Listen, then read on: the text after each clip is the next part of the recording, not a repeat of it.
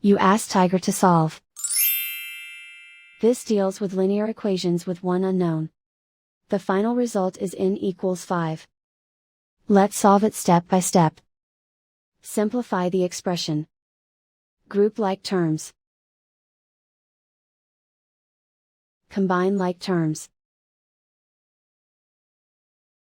Group all in terms on the left side of the equation. Subtract n from both sides. Group like terms. Simplify the arithmetic. Group like terms. Simplify the arithmetic. Group all constants on the right side of the equation. Subtract 6 from both sides. Simplify the arithmetic.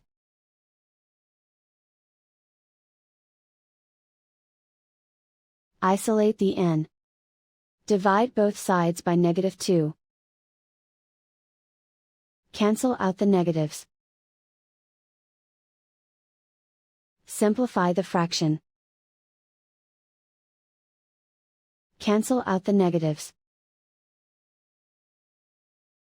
Find the greatest common factor of the numerator and denominator. Factor out and cancel the greatest common factor. And so the final result is n equals 5.